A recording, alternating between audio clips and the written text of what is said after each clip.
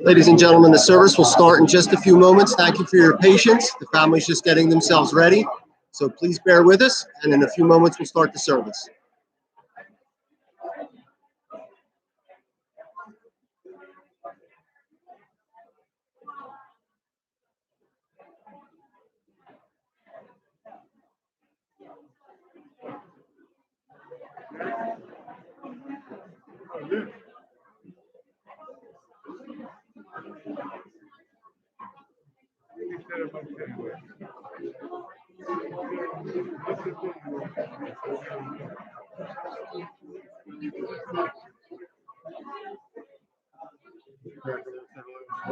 Happy New Year to you.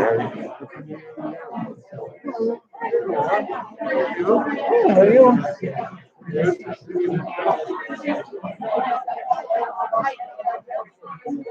Good, huh? This is the live stream out here.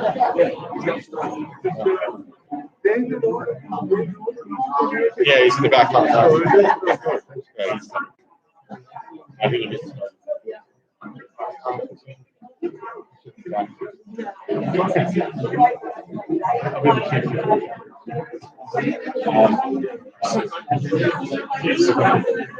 Take care. I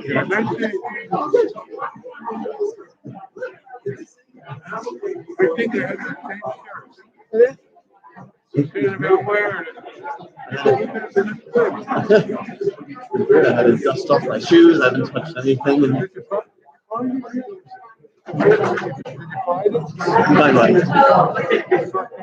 yeah, it was actually 45 minutes. Yeah.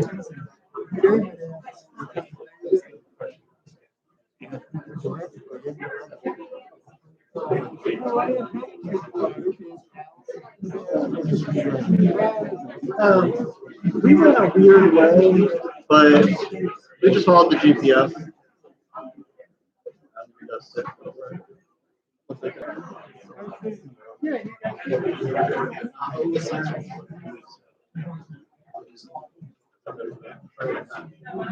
Oh, that's true.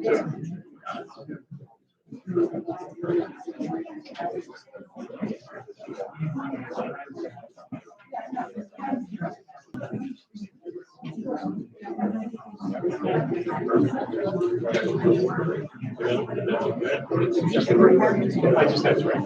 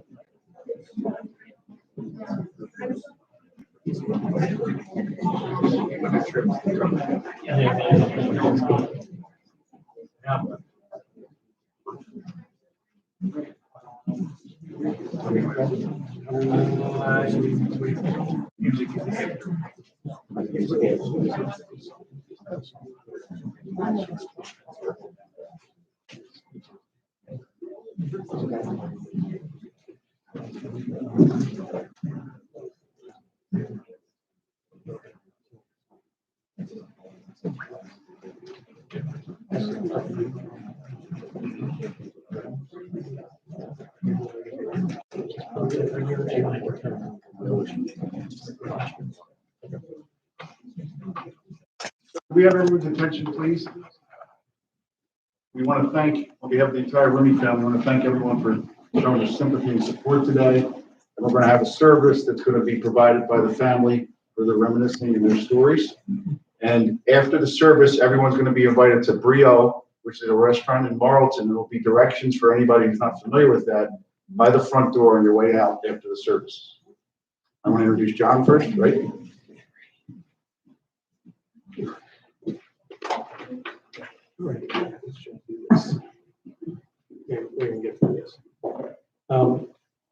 First off, thank you everyone for coming here today. The amount of support is overwhelming, quite frankly. And I can tell you, Sue is looking down and saying to Michael and I, see, I told you should have opened the doors in the back, that it was going to be a bigger crowd. So, you know, check one for, yeah, we're off our game. All right. We want to spend our time together now remembering Sue and sharing some of what we think made her so special. She lived a very impactful life in 77 years, and though we wish we had her longer, our lives are better because of the time that we spent with her. If life is lived in 3 acts, I'm going to try, and likely do poorly, to summarize acts 1 and 2 of Sue's life, to give you an appreciation for what made Sue who she was and how she lived her life. Then my cousin Eric will share a little bit about her as an aunt. My children are going to get up, and my daughter Tori's going to speak about what an amazing grandmother she was. And then my brother Michael's going to share some of his final thoughts. At the end, I'll come back and we're going to we'll close with a prayer. So for my Catholic friends, although we're not having a mass, we might be using the whole amount of time. So thank you for indulging us in advance. Okay. So Sue was the first child of Lawrence and Vicki Scholar. When she was 3, she was joined by her dear sister Barbara. They grew up on Claridge Street in Philadelphia's Olney section, within walking distance of the old Sears and the Boulevard. That's a local landmark that many of you will remember. She went to St. Ambrose Catholic School and then Cardinal Doherty High School, where she played on the basketball team. I doubt that anyone who knew her will be surprised that she was known for her tenacious guard play on the court. After high school, she married Michael and Mai's father, who was in the Marine Corps, and moved to the base at Quantico, Virginia.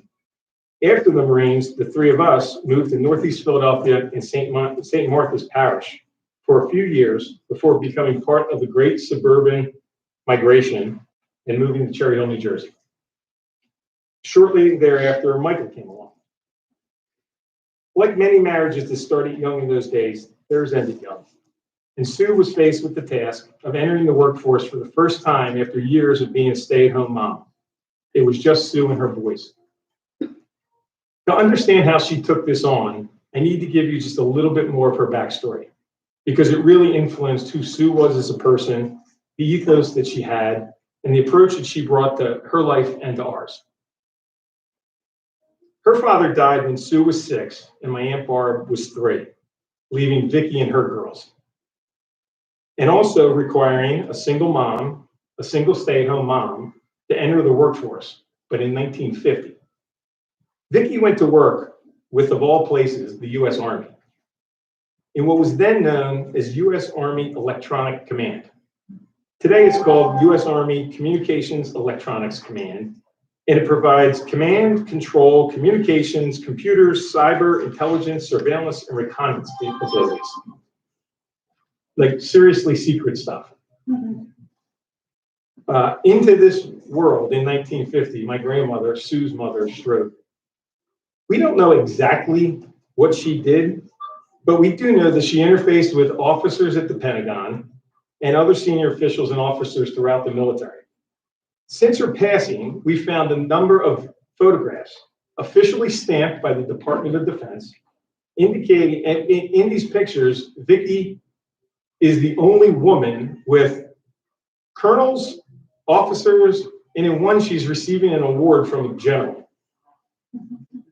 Yeah.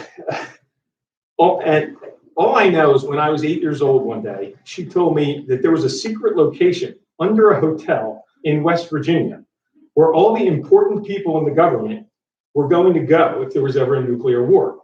It sounded pretty amazing to me. But that little tidbit about the Greenbrier Hotel became public knowledge in 1992. So whatever Gran was doing for the Army, she was pretty well clued in. And it's clear that she made her way in an area dominated by men. It was Vicki and her girls, and she showed them what they could accomplish with brains, hard work, and determination. So how could she do that? Well, she has a backstory too, and she had an unbelievable role model of a mother. Vicki's father, Karol Wisnowski, a Slovak immigrant, died when Vicki and her 3 sisters were very young, and left his Polish immigrant wife, Catherine, and her 4 girls. Catherine took over and ran the bar in Northern Liberties, Philadelphia, that her husband had bought for several decades before her death. Vicki and her three sisters grew up in the 3 stories above this bar, and Sue and Barb visited there often as they were growing up. Today, that bar is still in existence. It's called Bourbon and Branch, and we should have kept it in the family if we could have. So it was Catherine and her girls, and she showed them what they could accomplish with hard work, brains, and determination. So then it was just Sue and her boys. She wasn't lost. She knew what to do. She knew that she needed to get after it and make her way working in the world, one still largely dominated by men. She worked her first few years in retail for Strawbridge and Clothier. As I hope you saw in some of the pictures, especially the older ones back there, Vicki was a very stylish woman, and she made sure her girls were always well-dressed and very stylish. So Mom's time at Strawbridge's further honed her sense of style and let her graduate to full-on fashionista. But where she really made a career mark was with a company called Price Systems. Initially, it was a small, very separate part of RCA. It was a pioneer in the emerging industry of parametric cost estimating software. They had a program that allowed aerospace and defense and DoD contractors to more precisely and more rapidly prepare bids for large government contracts.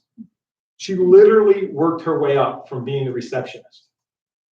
She held many roles in the organization over more than 20 years.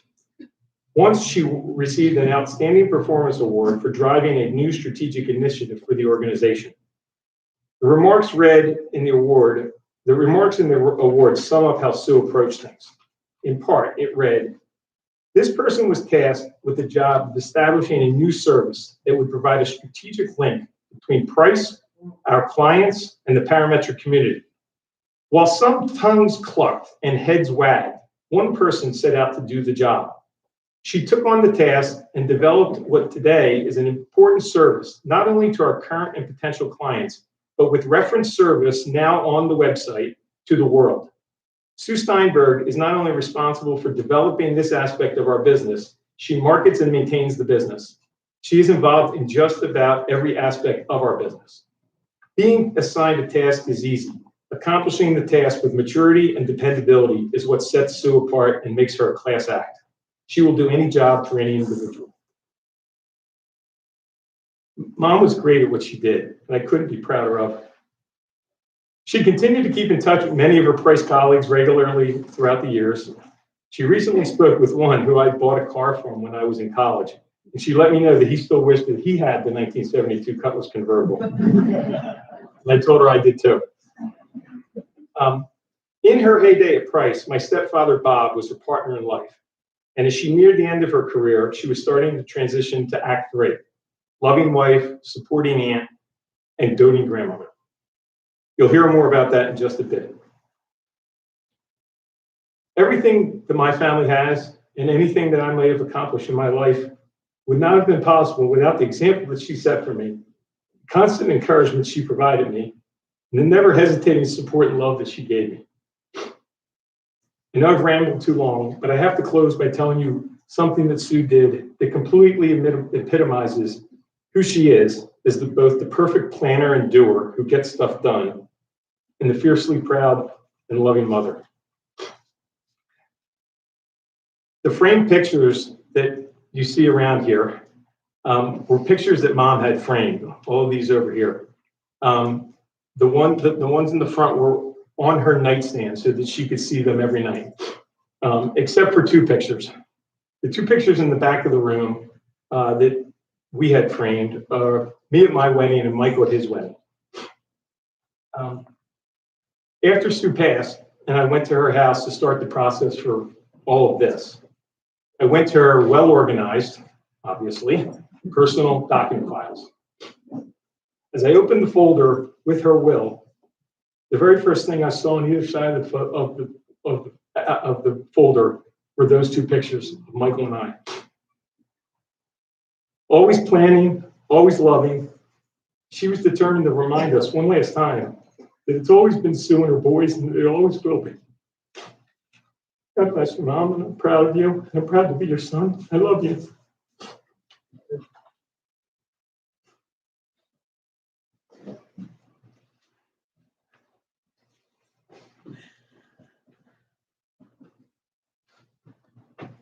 Thanks, John, for that. Definitely try to keep together. For most of the people other than the front row, don't know me. My mom was Susie, better known to me as Susie, her sister. And, for my sister and I being here, it's bittersweet. I can see and I can hear Susie saying right now, all right, let's get this BS over with. Why are you guys worried about this? Let's go on. We have a reservation probably at Brio's and we can't be late. So, I'll try to keep this sweet. I didn't write anything because I had so many ideas in my head over the years. I remember we drove by her and Bob's old house today. I remember, going in. I can remember vividly the entire house, the living room that you could not walk in, you could not touch. And as a kid, I wanted to so bad. And I'm pretty sure that I probably sat there at least once. The bowl of M&Ms that, we always got to enjoy. I remember, hanging out in the main room, my Uncle Bob, telling me to step on his back after a basketball game. And, as John said, the Stoller women were fierce. They were one of a kind.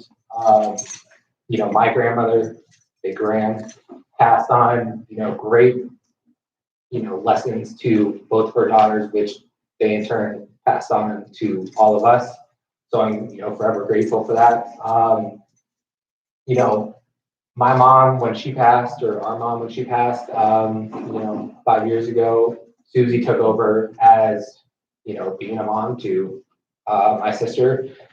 And even though we didn't get to, be and see her very often, it was one of those things where you could call her and ask her anything.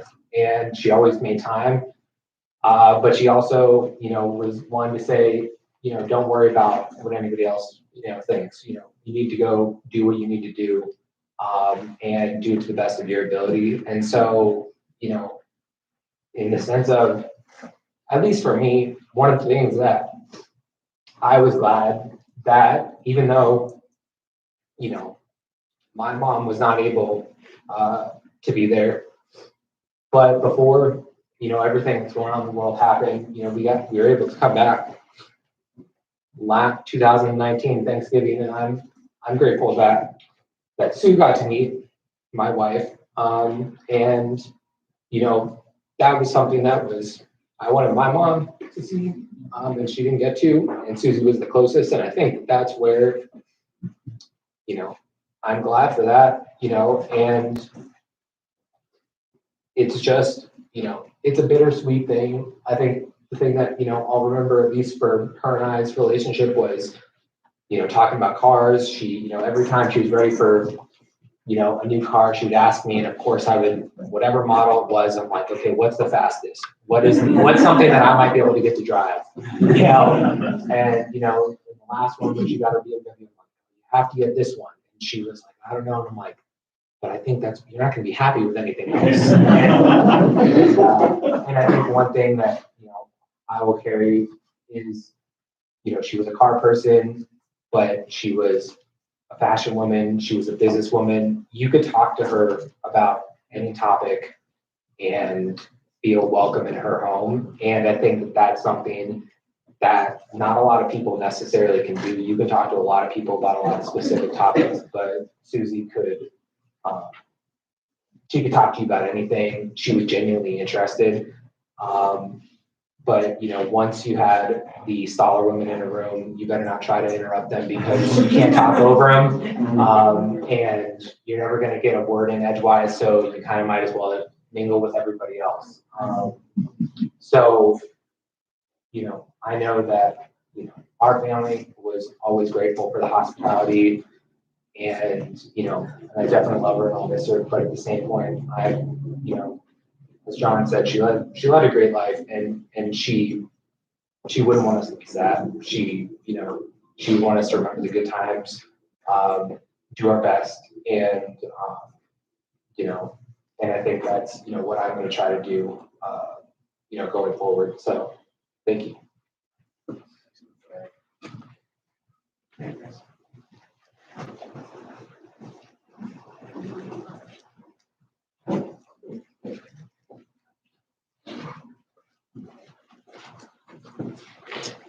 Thank you everyone for being here. I think everyone in this room can attest to how iconic Sue was. I will be speaking on behalf of both my brothers and myself. A lot of the memories I share with her are also ones that they share with her as well. So these are just a bunch of a compilation of memories throughout my childhood that make me think of my grandma Sue. When I switch on my Luminara candle that you got me years ago, I'll think of you and know that you're with me. She liked to keep a lot of those throughout her house's decor. When I think of back to school shopping and finding the coolest clothes for elementary school, I'll think of you and the absurd amount of money we would spend at whatever little girls store shop at. When I watch The Devil Wears Prada, I will think of you. When I see a Dunkin' Donuts, I will think of you and the iconic and likely permanent lipstick stain that always sat at the rim of your cup. When I see Mexican food, I'll wish that you and I could go to the Mexican food factory, and I'll think of you. When I go shopping inside an actual mall or at the promenade, I'll think of you. When I buy a new pair of shoes, I'll think of you. When I'm putting on eyeshadow, I'll think of you and how you're the one who taught me how to first put it on and took me on my first trip to the makeup store, Ulta. When I see and eventually read The Vanishing Half, I'll think of you and how that was one of the last books you read and really enjoyed. When I think of Cher, I'll think of you and that huge tribute book that you had of her and you kept as coffee table decor for years. When I routinely eat ice cream before bed, I'll think of you and the countless mint chocolate chip ice cream cones that we had together before bed at our sleepovers.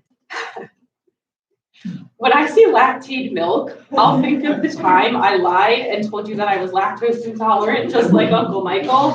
So you went out that same day and bought lactate milk for me, even though you knew that I was fibbing.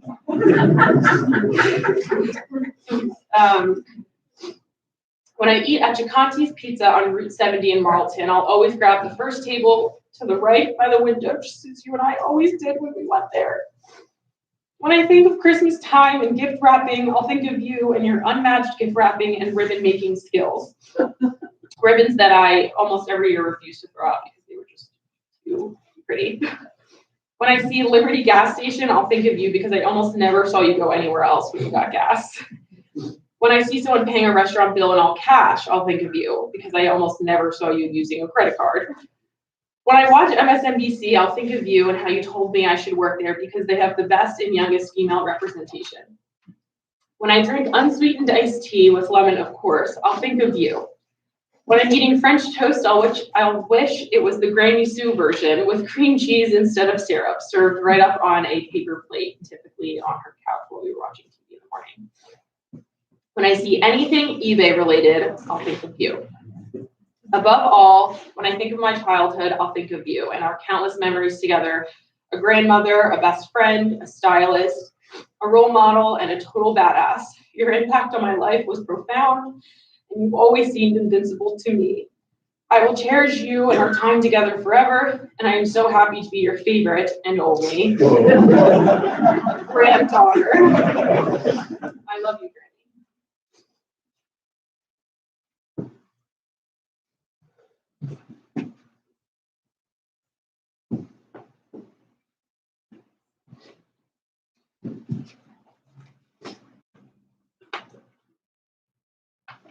I just have a lot of gratitude I want to share with you guys. But I just first want to extend my deepest condolences to any of you who have lost your mother. It's a loss that is immeasurable. I also need to express my gratitude to my big brother, John, for everything you've done during this entire ordeal. You've stepped up and you've shown that you're certainly our mother's son, with your strength, organization, and thoughtfulness. I also want to thank my wife, Allison, and my sister-in-law, Carol, for your constant support and compassion for us during this time. I also want to say how sorry I am to all of you who are reeling from the loss of Susan, because I know how often she went out of her way to help her family and friends. Well, that's not exactly right. She would correct me and say she didn't go out of her way to help her friends. It was her way to help her friends.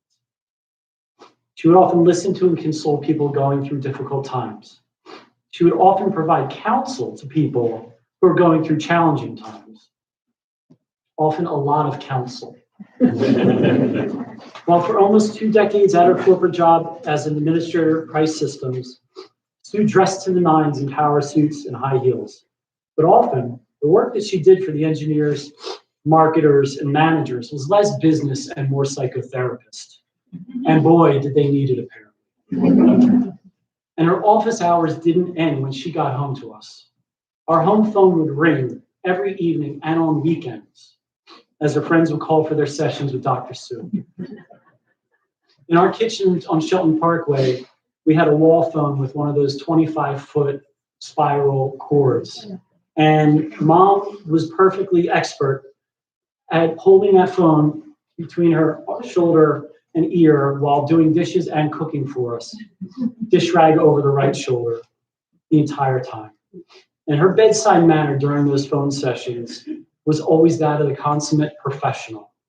Even in the midst of verbally wrangling two incredibly rambunctious and often combative young boys, Mom could stop, pick up the phone. Hello? Hello. And that long O would be followed by a long silence. And I'd be over in the corner thinking, I hope she forgets the trouble I was in when the call came in. And it was that long silence where, while the caller, tonight's caller, would discuss their conundrum, their complaint, or their achievement, followed by a hearty Q&A by Sue before she rendered her final thoughts. Recently, I have joked with her that she was pretty much practicing therapy without a license. And she smiled and shrugged, and she said, that's just what friends do. And I guess that is true, but nonetheless, our service reps will be reaching out to you to talk about your copay. Like many of you have told me, and as I know, this loss is shocking to me. How could someone so incredibly powerful be gone just like that? For the past 9 days, several times a day, I've reached for my phone to call Mom, to get her help on how to go through this. Because no matter what crisis I've been through my entire life, she could always talk me through it, remind me to breathe, and telling me to reassess what's important right now, and assuring me, much as I'm sure she did with John, that there is nothing that we can't do. There's nothing we can't endure. And when she told me I could do anything throughout my life, the overwhelming confidence, and it was overwhelming, in her voice usually convinced me. The primary reason that John and I have found success in life is because her will for us to succeed was urgent, and it overcame everything. What would she advise me to do today? Now. She would tell me to hurry up and get to the point. But she would also remind us to draw our family and friends together, remind them all how much she loved her time with us, and how much she absolutely loved seeing us happy and laughing along with us. And Sue's laughter was a combination of both infectious and athletic. When I was little, she and Bob would often take me along on their double dates with their friends, like Harry and Esther and Judy and Bernie. And well, Bob loved to tell proper jokes, and he had a million of them. Set up, punchline, the standard. He was actually genius and much funnier with his situational humor. What was going on, working off other people and telling stories.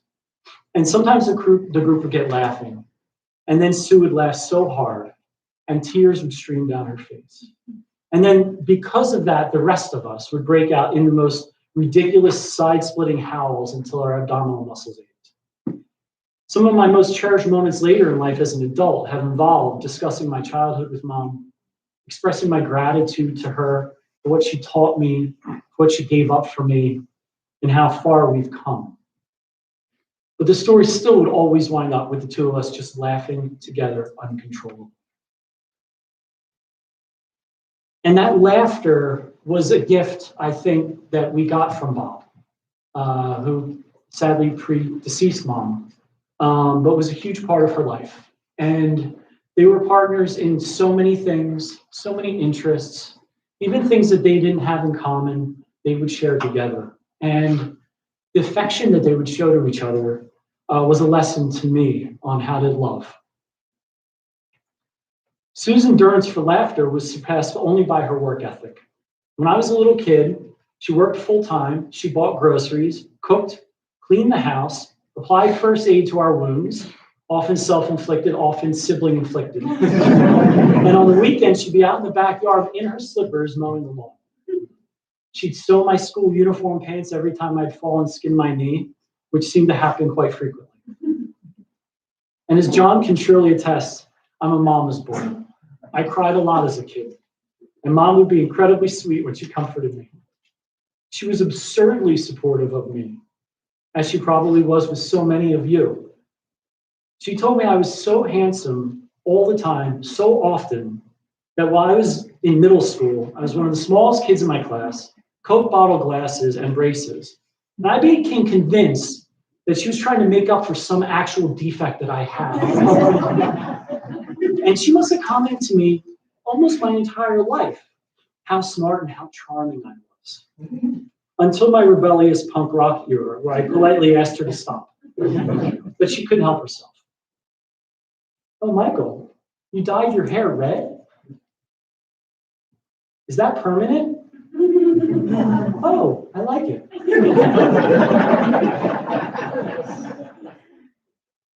Any tribute to Sue would be incomplete without discussing her patience.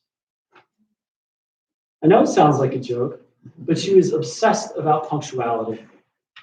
Mom and Graham were the only two people I ever knew who were into taking test drives to new locations to make sure that they wouldn't get lost and, God forbid, arrive late.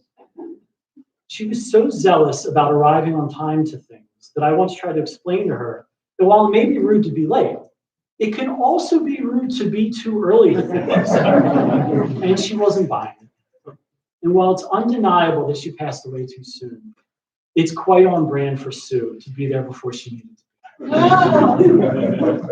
If there is a heaven, St. Peter better have a table ready for her and Bob and Barb and Graham in 15 minutes, or she ain't having it. But she was actually extremely patient with me. A guy whose email address is innohurry@gmail.com. And it's not ironic.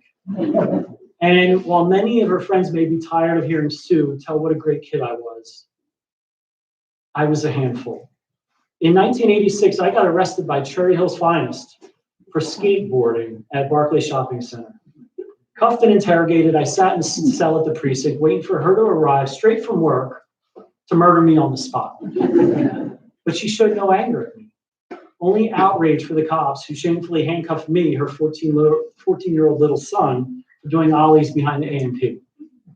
And she sprung me from that cell so fast that 35 years later, the defense attorney in me is deeply impressed. And that was one of only many perfect examples of her truly unconditional love for me, for us. A love that was enjoyed by Bob and John and Carol and Allison and Barb and Rich and Michelle and Eric and Tori and Cole and Kate.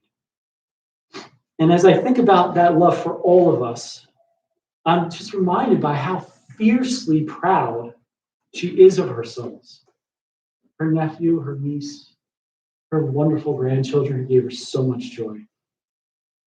Not for what we have, but for what we've accomplished and who we've become. And thankfully, each of us has quite a bit of Susan in us. Michelle and Eric, our mothers were way more than sisters. While they were both absurdly independent, they had a bond and a synergy that remained unbroken across an entire continent. And Aunt Susie cared for you as much as her own children. And she wants you to know that I'm here for you anytime you want support. And Tori and Cole and Kate, you have no idea how much joy you gave Granny Sue. When you guys came into the world, she lit up, and that shine never left. You were all extremely cute and charming and all that stuff. But what she never ever stopped talking about is how the three of you have grown up in the past few years. How loving and ambitious and intelligent you guys are, and how much credit she gave John and Carol for all of what you've done. She wanted me to remind you three what she told us all the time. You are capable of achieving whatever you pursue. Just make sure you pursue what makes you happy, because that's all she wants for us. My regular Sunday calls to Mom for how I found out how all of you are doing, all of you guys were doing, what you guys were trying to do, what you guys were really unhappy about. But it was incredible what a network she created of people who cared about each other, even like all the people I met here that we know so much about each other. So I'm asking all of you to please keep your phones on and keep them close. I want to say lastly, thank you, Mom. You have accomplished your objective. All of us are leading the productive, happy lives that we wanted.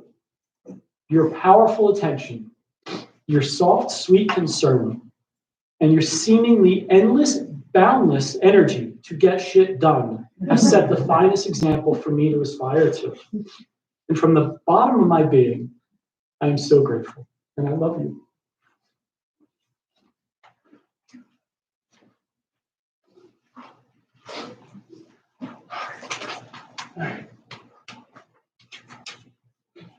That's why he's the closer. I just want to wrap up and thank everyone again for being here today. It really is overwhelming, and as Michael mentioned, it's overwhelming to hear from so many people how many people know so much about all of us, and how and reminds us how proud Sue was of us. She would be telling me to hurry the heck up. So let me just a couple of last comments. First, I want to thank Dave Pataccio. Did I get it right? Yeah. There you go. Here at Mount Laurel Home for Funerals for allowing us to use this absolutely beautiful facility. And in doing so, working with another funeral director, my friend Rob D'Angelo, and his staff at D'Angelo Funeral Homes have been so great for us to work with. Rob's a part of our St. Aloysius Academy and our St. Joe's Prep family, and I appreciate David collaborating with Rob and so that we could work with somebody that we know so well and has made this so much easier for us. Our eclectic family here spans a full spectrum of perspectives on many, many topics, from pizza toppings to favorite news channels to politics and religion. Those last three might all be related. But while Sue was raised Catholic, she was not practicing later in her life. But she did appreciate, well, my nose for this.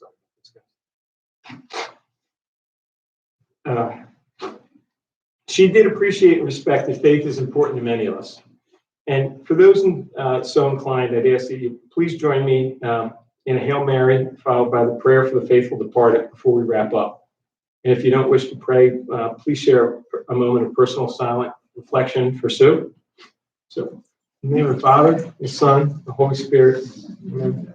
Hail Mary, full of grace, the Lord is with thee. Blessed art thou among women, blessed is the fruit of thy womb, Jesus. Holy Mary, Mother of God, pray for us sinners, now and at the hour of our death. Amen. Eternal rest, grant unto Susan, the Lord, and let perpetual light shine upon her. May her soul and the souls of the faithful departed, through the mercy of God, rest in peace. Amen. Amen. Thank you all.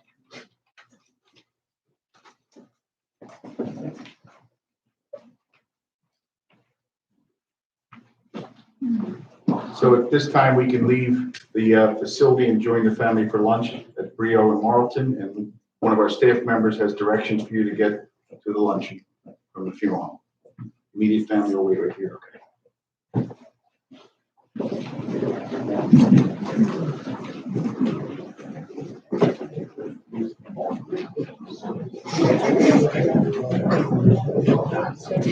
I am not.